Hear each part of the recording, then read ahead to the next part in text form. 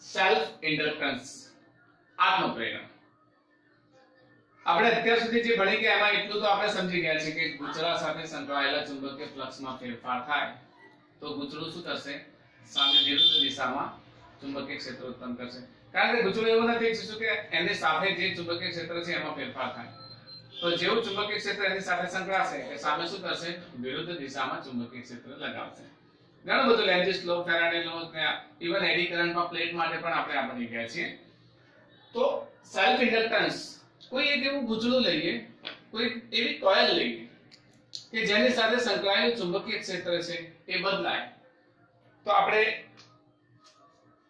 એક કોઇલ દોરી લઈએ માની લો કે આ એક કોઇલ છે અને રિયોસ્ટેટ સાથે જો કનેક્ટ કરીએ અને આ આપણે એક બેટરી જોડી દીધી હવે બેટરી જોડી દીધી તો અહીંયા આગળથી ચાર્જીસ આની અંદર ફ્લો થશે પ્રવાહની અંદર ફ્લો થશે હવે આ ગુચળામાંથી મતલબ આ કોઇલમાંથી જ્યારે પ્રવાહ પસાર થાય ત્યારે પ્રવાહના ફેરફાર દરમિયાન તો આપણે જાણીએ છીએ કે જ્યારે પ્રવાહ પસાર થાય તો એમાંથી શું ઉત્પન્ન થશે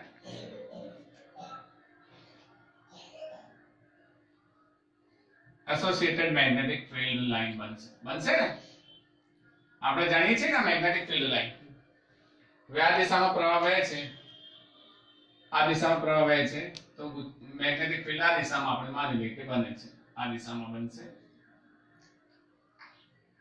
મેગ્નેટિક ફીલ્ડ લાઇન આ પ્રમાણે આ દિશામાં બનશે ઓકે આ રહ્યા સમજી અહીંયાથી આપણે ટ્યુબને કાઢી નાખીએ આપણી દરેકે દરેક ક્ષણે આપણે દિશાનો ખ્યાલ રાખીશું કોઈ પણ બાબત આપણે સમજાવીએ સમયે દિશાનો ખ્યાલ રાખીશું તો હવે એવું બની શકે કે જ્યારે એકલું ગુચળું હતું ત્યારે એની સાથે સંકળાયેલ ચુંબકીય ક્ષેત્રમાં ફેરફાર થાય તો આ ગુચળું સામે શું કરતું હતું મેગ્નેટિક ફીલ્ડ લગાવતું હતું અને મેગ્નેટિક ફીલ્ડને લગાવવા માટે શું કરતું હતું ચાર્જીસને ઓપોઝિટ ડિરેક્શનમાં દોડાવતું હતું તો શું પોતાના જ કરંટના કારણે એમાં જો એ બેટરી વિશે થોડીક બાબત સમજી લઈએ કે કોઈ પણ બેટરી છે ને માની લો કે મારી પાસે આ બેટરી છે બેટરી 10 વોલ્ટની છે 10 વોલ્ટની છે જ્યારે તમે બેટરીને ઓન કરશો ને તો સીધા 10 વોલ્ટ નહીં આપે મેં તમને આગળ પણ સમજાવેલું છે આગળના લેક્ચરમાં સમજાવેલું છે કે 0 0.5 1.0 1.5 અપ ટુ 10 વોલ્ટ સુધી જશે મતલબ ક્રમિક આનો વોલ્ટેજ વધશે તો જો એના વોલ્ટેજ ક્રમિક વધશે તો પ્રવાહ પણ બદલાશે તો પ્રારંભિક સ્ટેજે જ્યારે પ્રવાહ બદલાય તો એનામાં રહેલા ચુંબકીય ક્ષેત્રમાં શું થશે ફેરફાર થશે અને ચુંબકીય ક્ષેત્રમાં ફેરફાર થાય તો હંમેશા આ ગુચળું એ જ ગુણધર્મ પ્રમાણે વિપરીત દિશામાં શું કરશે ચુંબકીય ક્ષેત્ર ઉત્પન્ન કરશે તો આ દિશામાં ચુંબકીય ક્ષેત્ર બને છે મતલબ પ્રવાહ આ દિશામાં જાય છે તો આ ચુંબકીય ક્ષેત્રનો વિરોધ કરતું વિરુદ્ધ દિશાનું ચુંબકીય ક્ષેત્ર આ ગુચળું પોતે બનાવશે પોતાની અંદર જ પ્રવાહનો ફેરફાર થાય છે જેના કારણે પોતાના જ ચુંબકીય ક્ષેત્રનો વિરોધ કરતું ચુંબકીય ક્ષેત્ર બનાવશે કારણ કે ફેરફાર થાય છે તો ફેરફાર થતા ચુંબકીય ક્ષેત્રનો વિરોધ કરતું ચુંબકીય ક્ષેત્ર ચુંબકીય ક્ષેત્રમાં ફેરફાર થશે કારણ કે આપણે જ્યારે બેટરી જોડીએ ત્યારે આ પ્રમાણે કરંટ સીધો 10 વોલ્ટ નથી થતો અહીંયા ધારો કે 20 વોલ્ટ છે તો 20 વોલ્ટ સીધો નહીં થાય એ શું થશે ક્રમિક 20 વોલ્ટ થશે તો જે પ્રારંભિક સ્ટેજે એના જે પ્રવાહનો ફેરફાર થાય એ પ્રવાહનો ફેરફાર એની સાથે સંકળાયેલા મેગ્નેટિક ફીલ્ડ લાઇનમાં ફેરફાર થશે અને મેગ્નેટિક ફીલ્ડ લાઇનમાં ફેરફાર થાય એટલે ફ્લક્સ બદલાશે તો હવે આ ગુચળું તો પેલા જ નિયમ પ્રમાણે શું થશે પોતાના જ ચુંબકીય ક્ષેત્રનો શું કરશે? વિરોધ કરશે. ને પોતાના ચુંબકીય ક્ષેત્રનો અપોઝ કરવા માટે, ઓપોઝિટ ડિરેક્શનમાં મેગ્નેટિક ફીલ્ડ બનાવવા માટે શું કરશે? આમ જતો જે વિદ્યુત પ્રવાહ છે ને એની સામે બીજો વિદ્યુત પ્રવાહ ઉત્પન્ન કરશે. ને એની સામે બીજો વિદ્યુત પ્રવાહ ઉત્પન્ન કરશે એટલે ઇનિશિયલ સ્ટેજ પર એના વિદ્યુત પ્રવાહને શું કરશે? ઓછો કરશે. પ્રારંભમાં એના વિદ્યુત પ્રવાહનો વિરોધ કરશે. ક્યાં સુધી? જ્યાં સુધી અહીંયાથી 10 વોલ્ટ થાય ત્યાં સુધી. સમજ પડે છે ને? તો પોતાના જ વિદ્યુત પ્રવાહનો વિરોધ કરે છે. તો એની આ જે ઘટનાના કારણે પોતાનું સામે એક રિવર્સ દિશામાં બેક ઈએમએફ ઉત્પન્ન થાય છે. ને આ બેક ઈએમએફ ને આપણે આત્મપ્રેરિત ઈએમએફ પણ કહીશું. Self induced EMF. તો આપણે આખી ઘટનાની વ્યાખ્યા આ પ્રમાણે લખી. ગુંચળામાંથી પસાર થતા વીજ પ્રવાહમાં ફેરફાર કરવામાં આવે. આ જે કોઇલ છે, કોઇલમાંથી પસાર થતા વીજ પ્રવાહમાં ફેરફાર કરવામાં આવે તો આપણે જાણીએ છીએ કે વીજ પ્રવાહમાં ફેરફાર થાય તો જેટલા પ્રમાણમાં વીજ પ્રવાહ પસાર થશે એટલા પ્રમાણમાં મેગ્નેટિક ફીલ્ડ ઉત્પન્ન થશે. તો જો ગુંચળામાંથી જ્યારે વીજ પ્રવાહ પસાર કરવામાં આવે એ વીજ પ્રવાહમાં જો ફેરફાર કરવામાં આવે તો એ જ ગુંચળા સાથે સંકળાયેલી પોતાની જ ક્ષેત્ર રેખામાં ફેરફાર થાય. અહીંયા બહારથી નથી આપતા ક્ષેત્ર રેખા, આ પહેલી જ વાત છે. અહીંયા સેલ્ફ ઇન્ડક્ટન્સ આત્મપ્રેરણ નામ જ એ માટે આપવામાં આવ્યું છે કે પહેલા જ્યારે આપણે કોઈ પણ પ્રકારે વિદ્યુત પ્રવાહ મેળવતા હતા, ખબર છે ને, ઇલેક્ટ્રોમેગ્નેટિક ઇન્ડક્શન જ્યારે શરૂઆતમાં સમજ્યા તો આપણે શું કહ્યું હતું? ગુંચળા સાથે સંકળાયેલી ચુંબકીય ક્ષેત્ર રેખાઓમાં ફેરફાર થતો હતો. તો અહીંયા પણ સેલ્ફ ઇન્ડક્ટન્સ એ જ છે કે ઘટના તો એ જ છે કે ચુંબકીય ક્ષેત્ર રેખાઓમાં ફેરફાર થાય છે, પણ આ ક્ષેત્ર રેખાઓ બીજે ક્યાંયથી નથી મળતી. આ ક્ષેત્ર રેખાઓ આ ગુંચળું જાતે જ ઉત્પન્ન કરે છે અને આ પોતાની જ ક્ષેત્ર રેખામાં ફેરફાર થાય છે. તો આવા સંજોગોમાં પણ ગુંચળું પ્રેરિત ઈએમએફ ઉત્પન્ન કરે છે. સમજે છો? પ્રેરિત ઈએમએફ ઉત્પન્ન કરે છે. પોતાની ક્ષેત્ર રેખા વચ્ચે એનો વિરોધ કરે છે ઇનિશિયલ સ્ટેટ પર. ક્યાં સુધી? જ્યાં સુધી પ્રવાહ બદલાય. મેં તમને કહ્યું છે કે પ્રવાહ ક્યારે બદલાશે? જ્યારે તમે બેટરી ચાલુ કરો ત્યારે જ્યાં સુધી એની એન્ડ સ્ટેજ પર એનો જેટલો મેક્સિમમ વોલ્ટેજ સુધી નહીં જાય ત્યાં સુધી બદલાશે. બદલાવાનું બંધ થશે તો ઇન્ડ્યુસ્ડ ઈએમએફ ઉત્પન્ન, જે સેલ્ફ ઇન્ડક્ટન્સ ઇન્ડ્યુસ્ડ ઈએમએફ ઉત્પન્ન થવાનું બંધ થઈ જશે. તો આવા સંજોગોમાં પણ ગુંચળામાં પ્રેરિત ઈએમએફ ઉત્પન્ન થાય છે. ને આ ઈએમએફ ને કેવું કહેવાય? આત્મપ્રેરિત ઈએમએફ. પોતાના જ મેગ્નેટિક ફીલ્ડનો વિરોધ કરતું પોતે જ મેગ્નેટિક ફીલ્ડ બનાવે છે. કારણ કે પ્રવાહ આપણે કોઇલમાં શું પસાર કર્યો? પ્રવાહ પસાર કર્યો. પ્રવાહમાં ફેરફાર થાય એટલે ઓબ્વિયસલી મેગ્નેટિક ફીલ્ડ તો ઉત્પન્ન થશે. હવે મેગ્નેટિક ફીલ્ડ ઉત્પન્ન થશે એટલે એમાં ફેરફાર થાય. તો ફેરફાર થાય તો આનો શું નિયમ છે કે પોતાનું જેટલું મેગ્નેટિક ફીલ્ડ છે એટલું ને એટલું રાખવા પ્રયત્ન કરશે. એટલે બેક દિશામાં, વિરુદ્ધ દિશામાં બીજું બનાવશે. તો વિરુદ્ધ દિશામાં બીજું બનાવશે ઈએમએફ. તો કહેવાનો અર્થ કે જે પ્રવાહ અહીંયાથી પસાર થઈ રહ્યો છે એ પ્રવાહનો વિરોધ કરતો બીજો પ્રવાહ બનાવશે. સર બીજો વિરોધ કરશે જે મેગ્નેટિક ફીલ્ડ, હા, એ સર કેવી રીતે થશે? પછી એમ જ થશે કે? હા, એ વાત સાચી છે કે એક મેગ્નેટિક ફીલ્ડ અહીંયા બને છે. હવે સામે બીજું મેગ્નેટિક ફીલ્ડ એનો વિરોધ કરશે તો એનું પ્રમાણ ઘટશે. તો પ્રવાહ ઇનિશિયલ સ્ટેજ પર શું થશે? ઘટશે.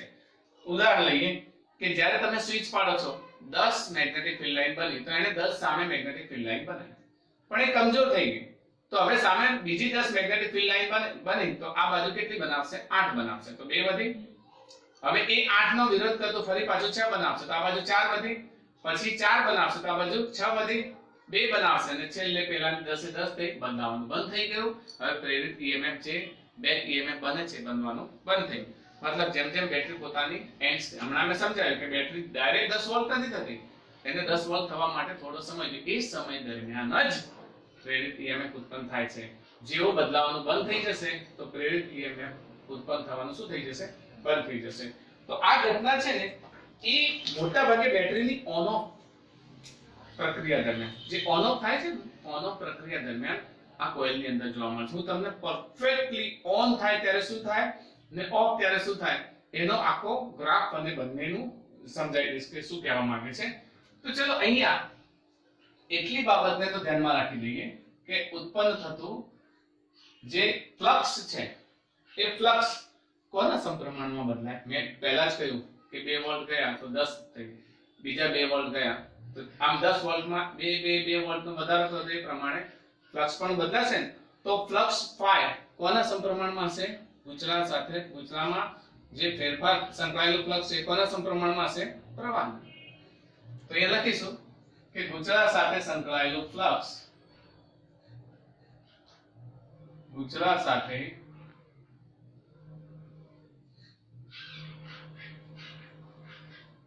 સંકળાયેલું ફ્લક્સ ને આપણે ફાઈ કહીએ. ફાઈ એ વીજ પ્રવાહ I ના સમપ્રમાણમાં છે. તો શું લખી શકીએ? phi is proportional to I. આ phi આપણે એમ વિચારી લઈએ કે એક જ ટર્મ સાથે સંકળાયેલું છે. તો જો n ટર્મ્સ હોય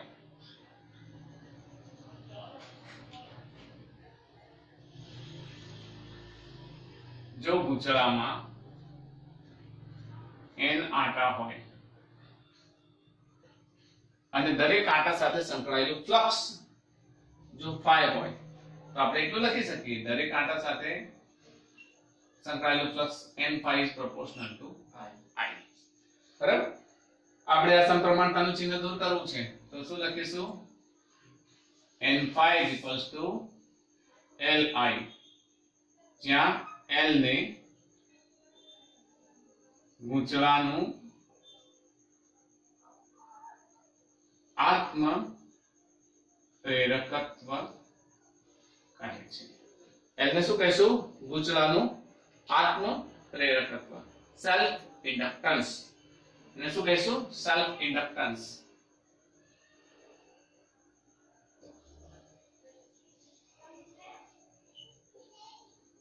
તો આપણે જો L ને કરતા બનાવીએ અહીંયા તો L તો શું થશે? L is equals to n phi upon I. તો L નું આ સૂત્ર પણ આપણે નોંધી લઈએ. L બરાબર n phi upon I. ઘણા દાખલાઓમાં પણ આનો આપણે ઉપયોગ કરીશું. બરાબર? તો આના પરથી આની વ્યાખ્યા લખી શકીએ. L ની વ્યાખ્યા લખવી છે મારે. ચલો આત્મ પ્રેરકત્વની વ્યાખ્યા લખવી છે તો શું કઈ રીતે લખીશ? આપણે કોઈ પણ વ્યાખ્યા બનાવીએ તો છેદમાં જે છે એને એકમ કરી દઈએ ને એના દીઠ કરી શકીએ ને.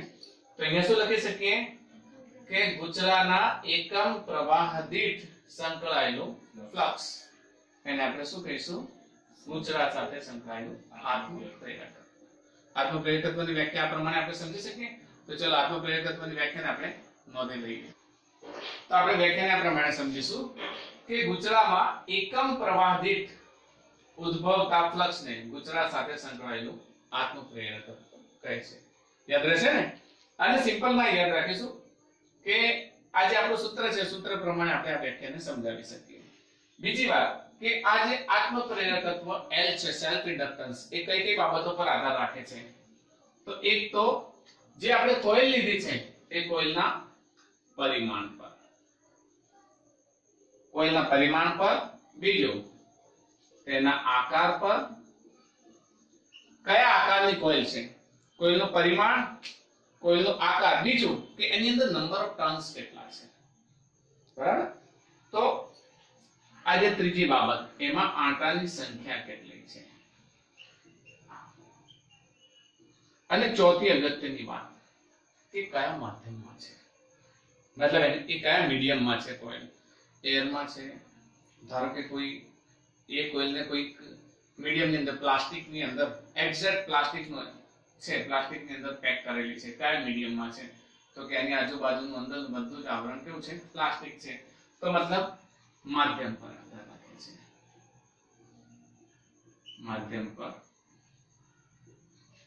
આધાર રાખે છે. ઓકે?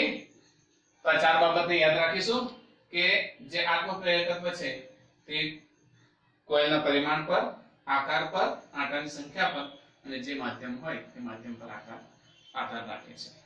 બરાબર? આ કોઈ ખાલી એની અંદર લોખંડ આવેલું હોય માધ્યમ તરીકે તો પછી આ પ્રકારની ઘટના બને. હા. હવે જો આ કોઇલ છે અત્યારે આપણે જે વાત કરી છે ને તો ખાલી સ્પેસ ની વાત કરી છે. ધારો કે એની અંદર કોઈ મીડિયમ મૂકી દીધું કંડક્ટર તરીકે લોખંડનું એક એની અંદર ગર્ભ મૂકી દીધું લોખંડનો.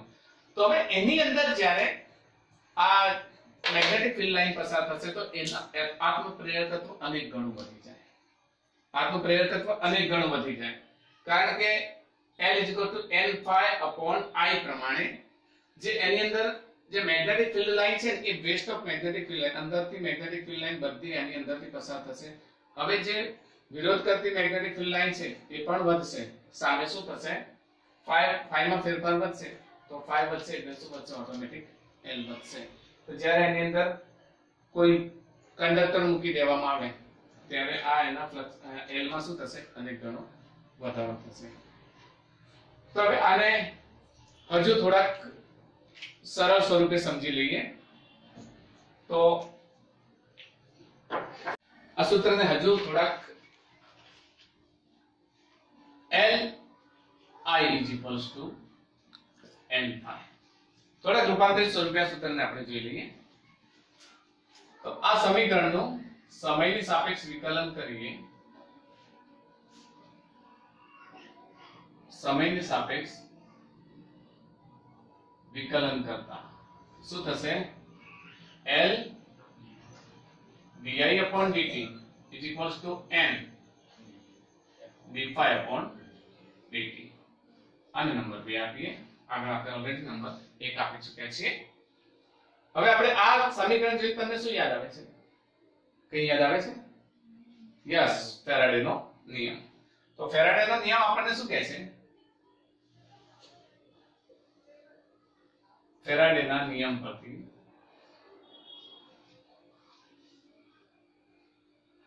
epsilon is equals to minus n into dϕ/dt લેતા.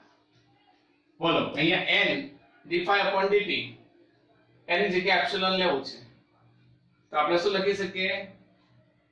epsilon is equals to minus l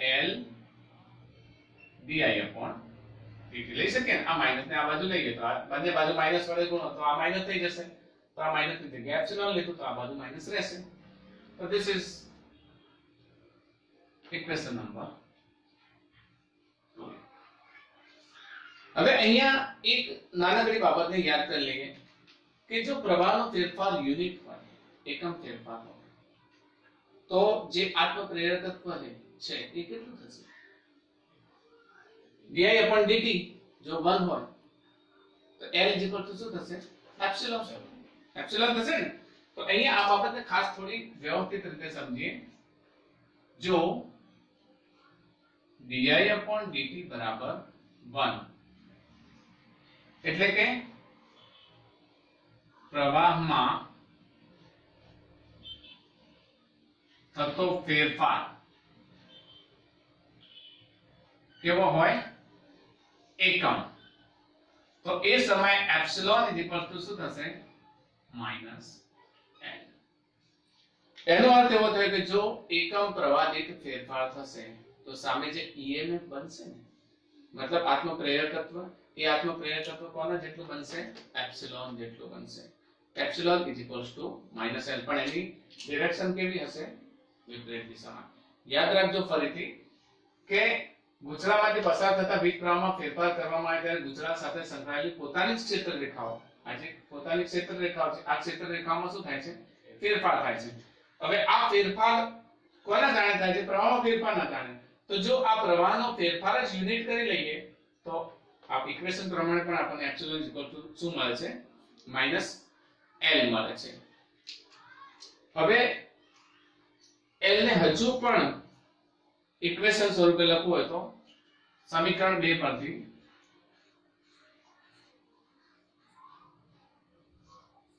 L = શું લખી શકીએ?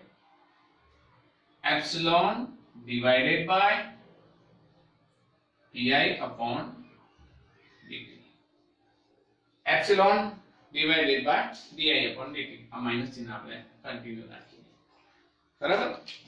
આના પરથી આપણે એક કામ કરી એના એકમની ચર્ચા કરી લઈએ પહેલા. ચલો આના પરથી આપણે એકમ લખવો છે તો એકમ કઈ રીતે લખી શકીશું? L નો એકમ યુનિટ. શું લખીશું? L નો એકમ એપ્સિલોન નો એકમ શું થશે? વોલ્ટ. એપ્સિલોન નો એકમ થશે વોલ્ટ. નીચે છે સેકન્ડ સોરી એમ્પિયર પ્રતિ સેકન્ડ થશે ને? તો એમ્પિયર નો પ્રતિ છે એ ઉપર જતો રહેશે એટલે સેકન્ડ ક્યાં જતો રહેશે પર. તો આ એકમને આપણે કઈ રીતે લખી શકીએ volt second ampere inverse. Volt second ampere inverse. તો આ એકમ છે, આ એકમને હેનરી નામના સાયન્ટિસ્ટે સમજાવ્યો હતો. આત્મપ્રેરક તત્વનો જે એકમ છે ને એને હેનરી નામના સાયન્ટિસ્ટે સમજાવ્યો હતો. તો એના પરથી આ એકમને આપણે કયા નામ તરીકે ઓળખીએ છીએ હેનરી. તો આત્મપ્રેરક તત્વના પ્રચલિત સંકેતને આપણે કઈ રીતે ઓળખીશું હેનરી તરીકે. તો આત્મપ્રેરક તત્વના આ સંકેતને આ એકમને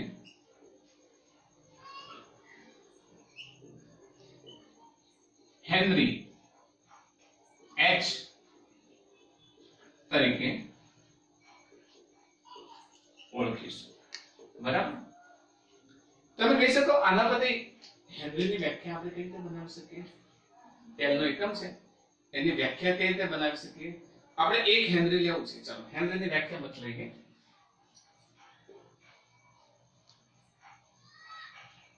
હેનરી H એની વ્યાખ્યા સમજીએ. જો પ્રવાહમાં થતો ફેરફાર di/dt, ગુજરાતમાં પ્રવાહમાં થતો ફેરફાર di/dt 1 મતલબ એકમ પ્રવાહના ફેરફાર દીઠ ઉદ્ભવતું EMF કયું ઇન્ડ્યુસ્ડ સેલ્ફ ઇન્ડ્યુસ્ડ EMF જો 1 એકમ હોય તો ગુચરાનું આત્મપ્રેરકત્વ કેટલું કહેવાય 1 હેનરી. સમજો છો ને? ફરીથી આ નીચે છે di/dt તે પ્રવાહનો ફેરફાર છે એ એકમ હોવો જોઈએ. તો પ્રવાહના એકમ ફેરફાર દીઠ ઉદ્ભવતું એકમ ફેરફાર દીઠ એટલે અથવા શોર્ટમાં કહીએ તો ગુચરામાંથી વિદ્યુત પ્રવાહ પસાર કરતા તેમાં થતો ફેરફાર di/dt 1 હોય તો એના આ એકમ ફેરફાર દીઠ ઉત્પન્ન થતું EMF પણ જો 1 વોલ્ટ હોય તો ગુચરાનું આત્મપ્રેરકત્વ કેટલું કહી શકાય 1 હેનરી કહી શકાય. બરાબર. તો આપણે આ વ્યાખ્યાને આપણે લખીશું. તો હેનરીની વ્યાખ્યા જોઈએ. જો પરિપથમાં વિદ્યુત પ્રવાહનો ફેરફાર di/dt 1 એકમ હોય, આપણે જે અહીંયા આગળ લઈએ છીએ ને di/dt 1 એકમ હોય અને એના દીઠ ઉદ્ભવતું EMF જો 1 વોલ્ટ હોય 1 એકમ હોય તો જે ગુચરાનું આત્મપ્રેરકત્વને આપણે શું કહીશું 1 હેનરી કહીશું. યાદ રહેશે ને? હવે બીજી વાત કે અહીંયા આગળ પરિપથમાં આને આપણે જોડીએ છીએ. પરિપથમાં જે ઘટક આત્મપ્રેરકત્વ મતલબ કે L આત્મપ્રેરિત EMF ઉત્પન્ન કરતો હોય, જે ઘટક આત્મપ્રેરકત્વ ધરાવતો હોય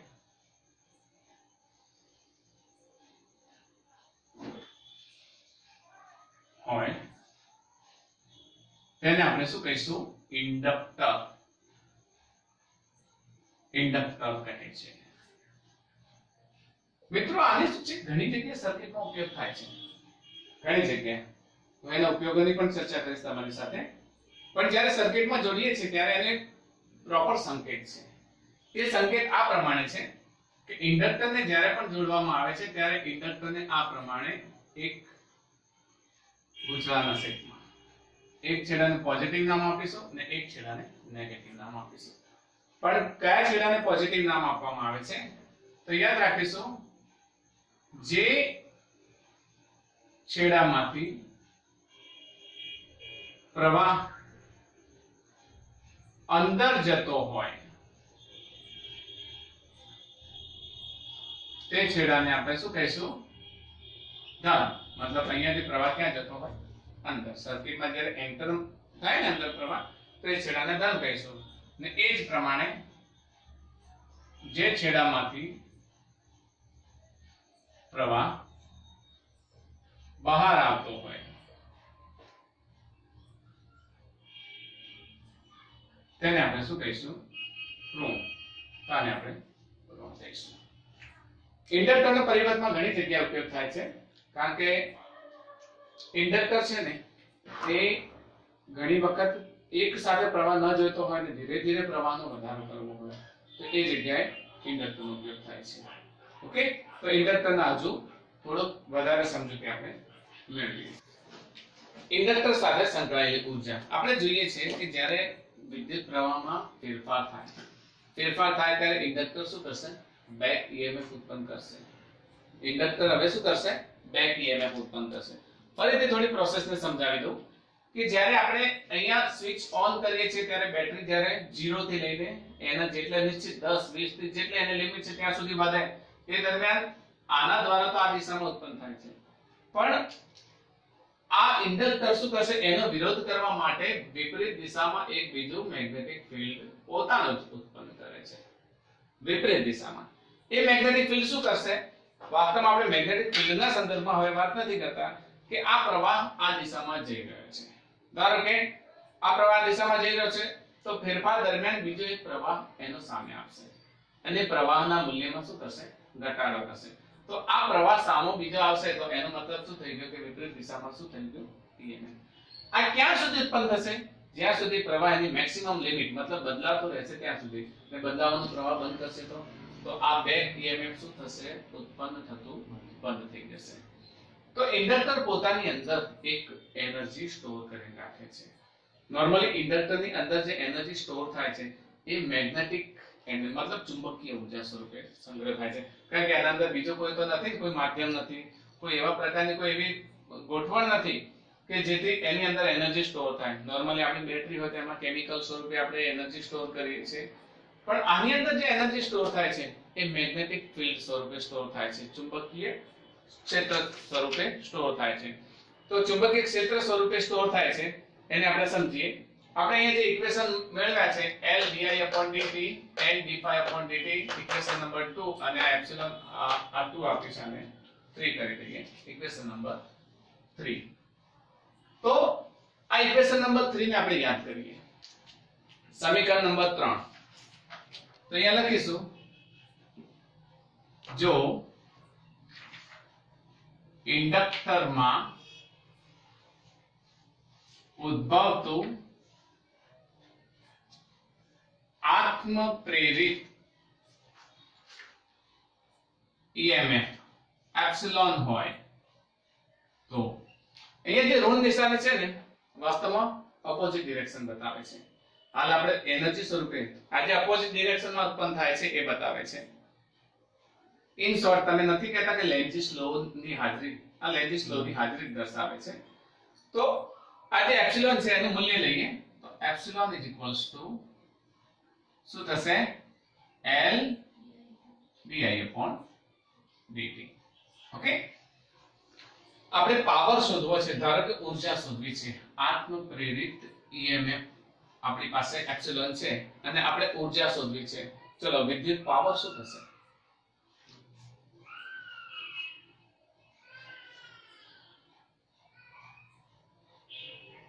વિદ્યુત power P is equals to epsilon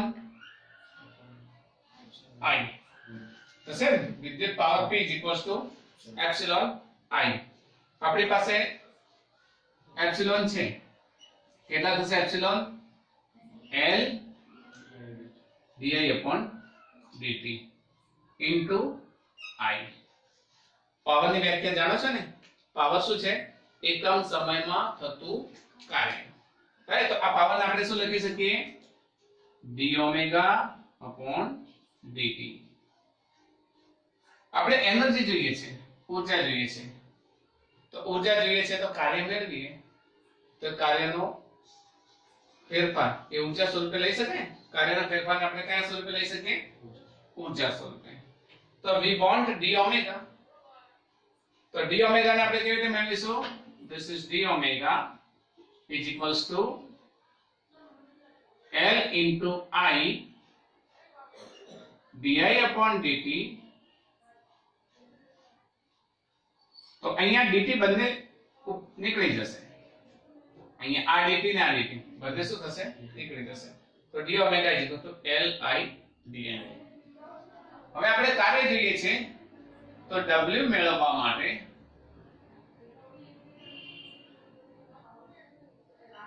સમીકરણનું શું લઈશું સંકલન લેતા. આપણે મેથેમેટિકલી જાણીએ છીએ કે જો આપણે વિકલન દૂર કરવું હોય તો આપણે શું કરવું પડશે? સંકલન લેવું પડશે. તો W is equals to L into I અને અહીંયા શું થશે? di. હવે અહીંયા વાત કરીએ છીએ કે અહીંયા જે પ્રવાહ વધે છે, ધારો કે 10 એમ્પિયર પ્રવાહની અંદર પ્રવાહ પસાર થાય છે, તો 10 એમ્પિયર સીધે સીધો નહીં થાય. 0 1 2 3 અપ ટુ 10 સુધી થશે. તો સ્ટાર્ટિંગ ઇનિશિયલ સ્ટેજ કેટલી છે? 0. તો આની લોઅર લિમિટ ને શું લઈશું? 0 ને અપર લિમિટ I લઈશું. તો એનું સંકલન કરીએ તો શું થશે? I ને અંદર રાખીએ કારણ કે I સ્વરૂપે છે એટલે I ને અંદર રાખીએ L I into di. તો I નું સંકલન શું થશે? I square by 2. તો omega is equals to L into I square by 2. તો omega is equals to 1 by 2 L I square. આપણે જાણીએ છીએ ને, ધારો કે પ્રારંભિક કાર્ય શું છે? 0, અંતિમ કાર્ય 1 by 2 Li square. તો આ કાર્ય એ જ એની શું થશે? ઊર્જા થશે. ઓકે, તો આ ઇન્ડક્ટર ને મળતી ઊર્જા છે. આ ઊર્જાને આપણે શું કહીશું? આ ઊર્જા એ ઇન્ડક્ટર ને મળતી ઊર્જા છે જે ચુંબકીય ક્ષેત્ર સ્વરૂપે સંગ્રહાય છે.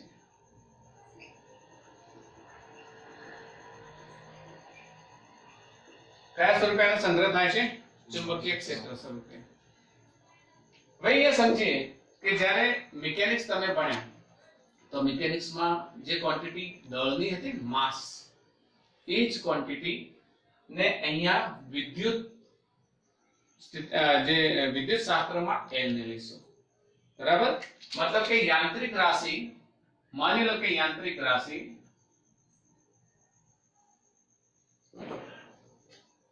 જે દળ છે, જે કામ યાંત્રિક રાશિમાં શું કરે છે? દળ. એમ વિદ્યુત શાસ્ત્રમાં કોણ કરે છે? ઇન્ડક્ટર L કરે છે. વિદ્યુત શાસ્ત્રમાં ઇન્ડક્ટર L કરે છે. જેમ દળ પોતાનો જડત્વનો ગુણધર્મ ધરાવે છે ને, એમ ઇન્ડક્ટર પણ પોતાનો જડત્વનો ગુણધર્મ ધરાવે છે. આ પ્રકરણ ચાલુ થયું, આ પ્રકરણના ઇન્ટ્રોડક્શન થી હું કહું છું એક જડત્વ, ઇનર્શિયા પ્રોપર્ટી. ઇનર્શિયા પ્રોપર્ટી કહું છું ને, એ ઇનર્શિયા પ્રોપર્ટી શું કરે, શું વિચારે છે કે પોતાની સાથે સંકળાયેલા મેગ્નેટિક ફિલ્ડમાં ફેરફાર ન થાય. તો જો દળ પોતાનું જડત્વ ધરાવતું હોય તો ઇન્ડક્ટર પણ પોતાનું જડત્વ ધરાવે છે. તો બંનેની કોમન કેરેક્ટરિસ્ટિક્સ શું છે? કોમન કેરેક્ટરિસ્ટિક્સ શું છે?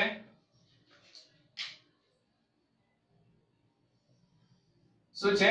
ઇનર્શિયા એટલે જડત્વ. આ બંનેની શું છે? Common character. જે દળમાં છે યાંત્રિક રાશિ, એ વિદ્યુત શાસ્ત્રમાં આ કામ કોણ કરે છે? ઇન્ડક્ટર કરે છે. બીજું, અહીંયા W is equal to 1 by 2 Li square તમે લો છો, એમ આપણી જે ગતિ ઊર્જા છે, ગતિ ઊર્જા કેવી રીતે લઈએ છીએ? 1/2 mv square. તો જે રોલ યાંત્રિક રાશિમાં m કરે છે એ અહીંયા કોણ કરે છે? I કરે છે, L કરે છે. અને અહીંયા આગળ જે પ્રવાહ મતલબ ઇલેક્ટ્રોન દોડે છે, તો અહીંયા શું છે? વેગ છે. મતલબ જે મોશનની કેરેક્ટરિસ્ટિક્સ અહીંયા શું દર્શાવે છે? ગતિ. એ અહીંયા પણ શું દર્શાવે છે? ગતિ દર્શાવે છે. ખબર પડે છે ને? તો યાંત્રિક રાશિના જે ઘટકો છે એની સાથે આપણે સામ્યતા કરી શકીએ આની આ ઊર્જાની. આપણે સેલ્ફ ઇન્ડક્ટન્સ વિશે થોડીક બીજી વધારાની વાત કરીએ જેથી આપણા મગજમાં થોડીક બાબતો ક્લિયર થઈ જાય કે વાસ્તવમાં આ આત્મપ્રેરકત્વ છે શું, આત્મપ્રેરણ છે, ઇન્ડક્ટર છે, ઇન્ડક્ટરનું કાર્ય શું છે. સર્કિટમાં માની લઈએ કે આપણી પાસે એક કોઇલ છે. કોઇલ સાથે આપણે અહીંયા એક બેટરી જોડી દીધી. હવે આ બેટરીને અહીંયા આપણે જો વોલ્ટમીટર જોડી દઈએ તો વોલ્ટમીટર કયો વોલ્ટેજ બતાવશે? અરે વોલ્ટેજ બતાવશે. હવે અહીંયા આગળ એવું થાય કે જ્યારે પણ આપણે સ્વિચ ઓન કરીએ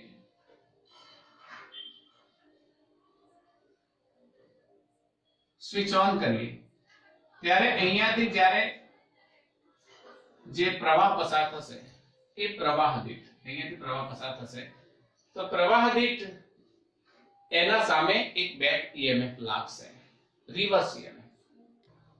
તો આ પ્રેરકત્વને આપણે સીધું માપી શકતા નથી. આપણે ધારો કે માપવું છે તો એક વખત બેટરીને સ્વિચ ઓન કરીએ. સ્વિચ ઓન કર્યા પછી એને 10 વોલ્ટ સુધી પહોંચવા દઈએ. આ જે વોલ્ટેજ છે ને એ 10 વોલ્ટ સુધી એને પહોંચવા દઈએ.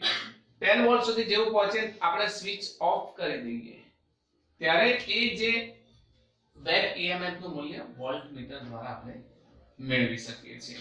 હવે એને આપણે સ્ટેપ બાય સ્ટેપ કઈ રીતે મેળવી શકાય એની વાત સમજીએ. માની લો કે આપણી પાસે બેટરી છે. બેટરીમાં જ્યારે તમે સ્વિચ ઓન કરો છો તો 10 વોલ્ટ વિદ્યુત પ્રવાહ આવે છે. તો ઈએમએફ શું કરશે? શરૂઆતમાં જ 10 વોલ્ટનો વિરોધ કરશે. વિરોધ કેટલો કરશે? જેટલી મેગ્નેટિક ફિલ્ડ લાઈન આવી ને એટલો જ એનો શું કરશે? અપોઝ કરશે. બરાબર? હવે અપોઝ કરશે તો રિઝલ્ટ શું મળશે? 0 મળશે. હજુ આ તો 10 વોલ્ટ કન્ટિન્યુ બેટરી આપે છે, પણ આ જે ઇન્ડક્ટર છે ને એ વિરોધ ઓછો કરશે. એટલે કેટલો કરશે? 8 વોલ્ટ, કારણ કે ફેરફાર થાય છે ને એટલે 8 વોલ્ટ. તો 8 વોલ્ટ નો અપોઝ કરશે તો એલાઉ કેટલો કરશે? +2 વોલ્ટ એલાઉ કરશે. ખ્યાલ આવે ને? 10 વોલ્ટ માટે 8 વોલ્ટ આપો, અપોઝ 8 વોલ્ટ નો કરશે અને એલાઉ કેટલો કરશે? 10 વોલ્ટ કરશે. હજુ ફેરફાર થઈ રહ્યો છે તો 10 વોલ્ટ દીઠ અપોઝ કેટલો કરશે? 6 વોલ્ટ. મેં તમને હમણાં ઓરલી પણ કહ્યું છે. તો અપોઝ 6 વોલ્ટ કરશે તો એલાઉ કેટલો કરશે? 4 વોલ્ટ કરશે. હજુ 10 વોલ્ટ આપો છો, કેટલો? 4 વોલ્ટ. તો એલાઉ કેટલો થશે? 6 volt. 10 volt allow, oppose 2 volt allow 8 volt. અને છેલ્લે 10 વોલ્ટ અપોઝ 10 વોલ્ટ. બરાબર? Oppose 0 volt. કેમ 0 વોલ્ટ? કારણ કે હવે 10 એલાઉ થઈ ગયું. 10 એલાઉ થઈ ગયું તો હવે આની અંદર ફેરફાર થતો શું થઈ ગયો? બંધ થઈ ગયો. આ જે પ્રોસેસ છે એ પ્રોસેસને જો આપણે સ્વિચ ઓફ અને સ્વિચ ઓન ની દ્રષ્ટિએ પણ જોવું હોય તો જોઈ શકીએ. ગ્રાફની દ્રષ્ટિએ પણ જોવું હોય તો જોઈ શકીએ.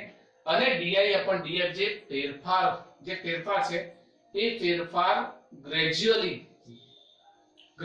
મંદ પડે છે. ધારો કે 10 વોલ્ટ આવ્યો તો એને પોતાનું જે ઈએમએફ છે એ ડાયરેક્ટ 10 વોલ્ટ નહીં થાય. 2 વોલ્ટ આવશે તો એનો 2 વોલ્ટ વિરોધ કરે. બરાબર? 2 વોલ્ટ વિરોધ કર્યો. હવે 2 એ શું કરી દીધો? 4 કરી દીધો. તો એને 4 તો વિરોધ કર્યો. 6 8 10 સુધી વોલ્ટ વધે, કારણ કે બેટરી તો પોતાનો વોલ્ટ કન્ટિન્યુ ઇન્ક્રીઝ કરશે. તો સામે જ્યાં સુધી ફેરફાર થશે ને ત્યાં સુધી એ વિરોધ કરશે. પણ 10 વોલ્ટ પછી 12 નથી થતો કે 9 પણ નથી થતો. મતલબ વેરિએશન શું થઈ ગયું? વોલ્ટેજ વેરિએશન બંધ થઈ ગયો. મતલબ પ્રવાહ કેવો થઈ ગયો? કોન્સ્ટન્ટ થઈ ગયો. અને પ્રવાહ કોન્સ્ટન્ટ થાય તો શું થાય? ફેરાડે શું કહ્યું હતું કે જો ફેરફાર બંધ થઈ જાય તો ઇન્ડ્યુસ્ડ ઈએમએફ શું થઈ જાય? બંધ થઈ જાય. તો ફેરફાર 0 થી 10 સુધી થાય છે ને ત્યાં સુધી થાય છે. હજુ મગજમાં એક વાત ક્લિયર રાખજો, કારણ કે આ જે ફિઝિક્સ છે એ ફિઝિક્સને થોડુંક સમજવાનું છે. કોમ્પ્લિકેટેડ છે. કારણ કે કેવું લાગે આપણને? પોતાના પ્રવાહનો વિરોધ કરે લાગે ને આપણને કે પોતા એના અંદરથી પ્રવાહ જાય છે અને વિરુદ્ધ દિશામાં યસ જશે. જ્યાં સુધી પ્રવાહમાં વેરિએશન આવશે ત્યાં સુધી. પ્રવાહનું વેરિએશન બંધ થઈ જશે તો વિરોધ કરવાનું શું થઈ જશે? બંધ થઈ જશે. આ એક મેઇન પોઈન્ટ યાદ રાખજો. હવે બીજા પોઈન્ટને આપણે આ રીતે યાદ રાખીએ છીએ, સ્વિચ ઓફ અને સ્વિચ ઓન સ્વરૂપે. આપણે બે બાબતોને લઈ લઈએ આકૃતિ દ્વારા, સ્વિચ ઓફ અને સ્વિચ ઓન પ્રોસેસ. આપણે ઇન્ડક્ટરની પ્રક્રિયા સમજવા માટે બે પ્રોસેસને સમજીએ.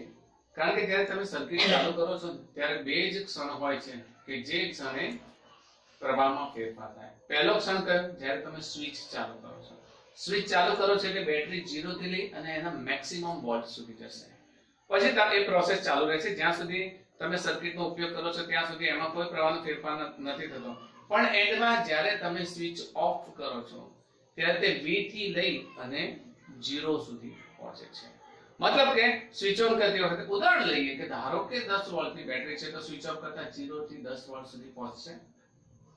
10 વોલ્ટે એની કાર્ય ફંક્શન ચાલુ થઈ ગયું. હવે જ્યારે તમે સ્વિચ ઓફ કરો છો સર્કિટનું કામ પત્યું તો એ શું થશે 0 થી લઈ અને 10 થી લઈને 0 સુધી પહોંચશે. તો મતલબ સ્વિચ ઓફ અને સ્વિચ ઓન પ્રક્રિયા સમયે ઉત્પન્ન થતા પ્રેરિત EMF ને એના દ્વારા ઉત્પન્ન થતા આત્મપ્રેરક અંગે આપણે થોડી ચર્ચા કરીએ. અને જે પ્રેરિત EMF છે એ પ્રેરિત ઇન્ડક્ટર છે. ઇન્ડક્ટરનું કાર્ય work function of inductor during switch on and switch off. Okay, તો when you switch on એટલે આ કળને આપણે ચાલુ કરી દીધી. ધારો કે V વોલ્ટ છે, આ કળ છે જેને સ્વિચ કહીએ. ઇન્ડક્ટરની સંજ્ઞા L છે, બરાબર? ઇન્ડક્ટરને L કહીએ. તો જ્યારે આપણે સ્વિચ ઓન કરીએ છીએ ત્યારે લાગુ પાડેલું EMF જે તમે એપ્લાય કરો છો, એપ્લાય EMF લાગુ પાડેલું EMF કઈ દિશામાં હશે? આ દિશામાં હશે ને, બરાબર? લાગુ પાડેલું EMF આ દિશામાં હશે. હવે આ દિશામાં કયું EMF હશે? વિરોધ કરતું EMF. ખ્યાલ આવે છે?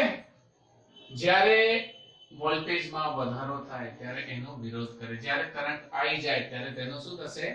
વિરોધ થશે. મતલબ કે સ્ટેપ લખીએ, અહીં પ્રવાહ 0 થી I થાય છે. આટલા સુધી આ ફંક્શન તમે સમજ્યા? હવે ધારો કે તમે સ્વિચ ઓફ કરો છો, આ ફંક્શન ને આટલા સુધી સમજી નહીં લાગે, પછી વારાફરતી બંનેના આપણે સ્ટેપ સમજીએ એટલે તમને વધારે ખ્યાલ આવે. તો આ લાગુ પાડેલો EMF આ ડિરેક્શનમાં છે, તો એ સમય વિરોધ કરતું EMF આ દિશામાં છે. when you switch on, જો તમે સ્વિચ ઓફ કરો છો, સ્વિચ ઓફ કરો છો એ વખતે શું થશે? લાગુ પાડેલું EMF કઈ દિશામાં હશે?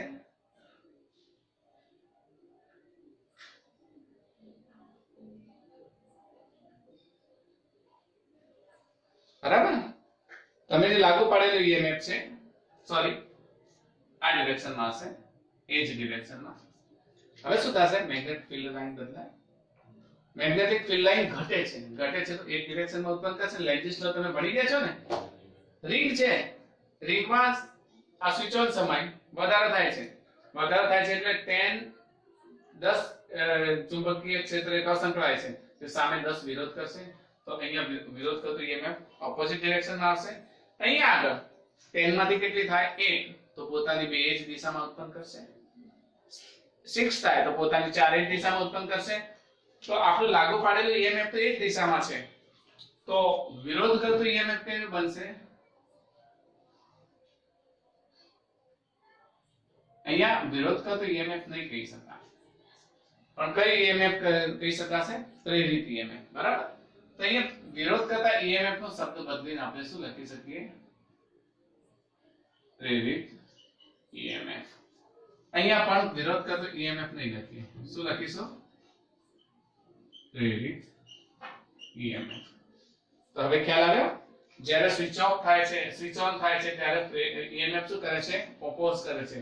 જ્યારે સ્વિચ ઓન થાય છે ત્યારે EMF સહાય કરે છે, સહાયકારક દિશામાં. કારણ કે અહીં પ્રવાહ I થી શું થાય છે? 0 થાય છે. અહીંયા શું થાય છે? 0 થી I થાય છે, તો અહીંયા I થી 0 થાય છે. બીજું, પ્રવાહ વધે તો તેનો વિરોધ કરે છે. કેમ?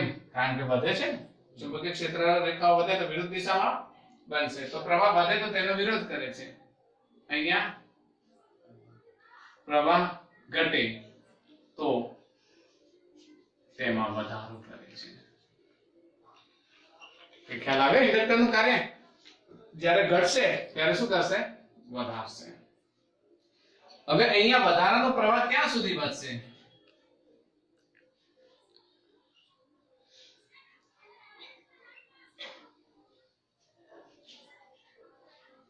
જ્યાં સુધી પ્રવાહનો ફેરફાર થાય ત્યાં સુધી વધે છે. ઓકે, પ્રવાહનો ફેરફાર બંધ થાય તો સ્ટોપ થઈ જાય. બરાબર. અહીંયા આગળ પ્રવાહમાં વધારો ઇન્ડક્ટર પાસે ઊર્જા હશે ત્યાં સુધી થશે. ઇન્ડક્ટર પોતે ઊર્જા સંગ્રહે છે. મેં તમને ઇક્વેશનમાં પણ આપ્યું છે કે ઇન્ડક્ટર પોતે ઊર્જાનો સંગ્રહ કરે છે. તો જ્યાં સુધી એની પાસે ઊર્જા હશે ત્યાં સુધી સંગ્રહ કરશે. બરાબર. જો 10 માંથી 2 થાય, 10 માંથી 8 થાય, 10 માંથી 8 તો +2 પોતે ઉમેરશે. +2 શું કરશે? પોતે બનાવી દેશે. તો ટોટલ શું બનાવી દીધા? 10 જ કર્યા. બરાબર. 10 માંથી 6 થાય, વોલ્ટેજ આ વોલ્ટેજ લઈએ. 10 માંથી 6 થાય તો પોતે કેટલા ઉમેરશે? +4. 10 માંથી 4 થાય તો પોતે કેટલા ઉમેરશે? +6. હવે એ ટાઈમે હવે એની પાસે ઊર્જા ખતમ થઈ ગઈ તો હવે ઉમેરવાનું શું કરી દેશે? બંધ કરી દેશે. કારણ કે એની પાસે હવે ઊર્જા રહી જ નથી. ઇન્ડક્ટર પોતાની ઊર્જા બધી શું કરી દીધું? વાપરી દીધી. તો હવે એ આગળ ઉમેરી શકતું નથી. હવે શું કરશે? એને ઘટવા દેશે. ખ્યાલ આવે છે ને? તો જ્યાં સુધી પોતાની પાસે ઊર્જા હશે ત્યાં સુધી જ સંગ્રહ, ત્યાં સુધી જ એ ઉમેરશે. જ્યારે અહીં અંતે પોતાનામાં ઊર્જા સંગ્રહ કરે છે. ઓકે, ને અહીં અંતે પોતાની ઊર્જા શું કરે છે? ગુમાવે છે. 0 થઈ ગયા ઊર્જા. ખ્યાલ આવી ગયો? તો ઇન્ડક્ટર સર્કિટમાં ક્યારે કામ કરશે? સ્વિચ ઓન સિચ્યુએશનમાં, જ્યારે પ્રવાહ મેક્સિમમ થાય ત્યારે, અને સ્વિચ ઓફ સિચ્યુએશનમાં જ્યારે પ્રવાહ મિનિમમ થાય ત્યારે. ખ્યાલ આવે ને? એ સિવાય આ ઇન્ડક્ટર સર્કિટની અંદર સ્ટેડી રહેશે કે ક્યારે પણ પ્રવાહનો વિરોધ કરતો નથી. તો આ થઈ ગઈ ઇન્ડક્ટર અંગે વાત. હવે નેક્સ્ટ લેક્ચરમાં આપણે ઇન્ડક્ટર નો બીજો એક ગુણધર્મ છે જેને કહીશું મ્યુચ્યુઅલ ઇન્ડક્ટન્સ. એને સમજીશું. હજુ આ ઇન્ડક્ટર અંગે ઘણી બધી બાબતોની ચર્ચા કરવાની છે ને એ છે આપણા સેકન્ડ જે ચેપ્ટર છે એસી કરંટ એની અંદર. કારણ કે હાલ તો આપણે માત્ર ઇન્ડક્ટરમાંથી પ્રવાહ પસાર થાય તો એનો વિરોધ થાય તો એ ઊર્જા સંગ્રહ છે, આ બધી વાતો કરી. પણ પેલાની અંદર આપણે ઇન્ડક્ટરની સર્કિટની ચર્ચા કરવાની છે ને સર્કિટની અંદર એ ઇન્ડક્ટરનું બિહેવિયર કેવું છે એની ચર્ચા કરવાની છે.